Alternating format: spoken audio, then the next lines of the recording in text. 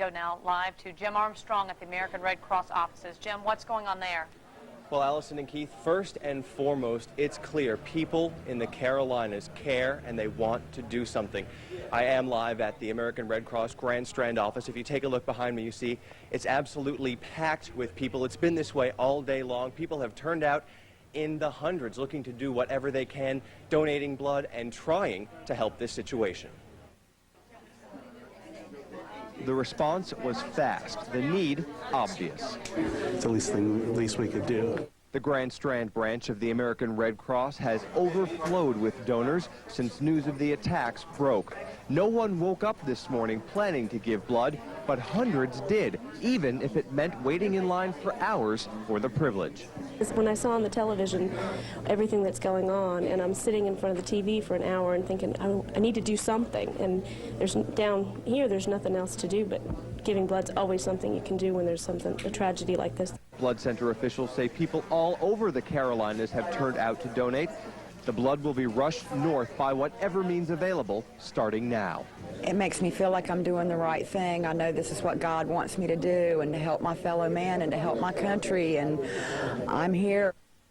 Now, that's an attitude that you'll find not only in the Carolinas, but throughout the United States. People with a very sudden, a very serious devotion to fellow Americans, even though they're strangers thousands of miles away, an equally serious devotion to the United States of America, and that's evidenced by part of what's going on behind me here. And I'll tell you, covering this aspect of the story today, something that literally sends chills up and down my spine. It's people who saw this story on the news or heard it on the radio this morning. The first thing they thought was, how can I help? What part of myself, literally, can I give to help this situation? Again, the response here at this Red Cross branch, Red Cross branches throughout the Carolinas, has been overwhelming, so overwhelming, in fact, in some cases they've had to start turning people away. But joining me now live is Dennis James with the American Red Cross.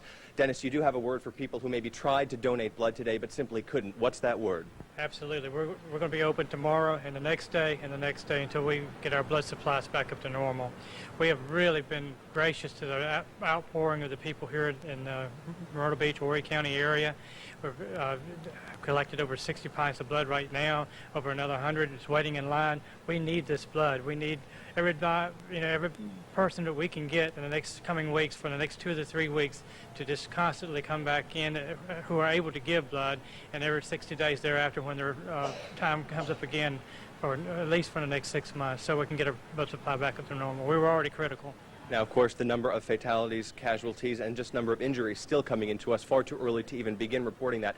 The need for this blood is certainly not going away. No, sir. We only had 80,000 units nationwide on hand. I heard from CNN earlier that it was down to 60,000, and you can see the drastic pull on the blood supplies as we're going to this need right now. And we need every day. We're going to do extended hours tomorrow from 9 a.m. to 9 p.m. here at the Northwood Plaza Shopping Center unit.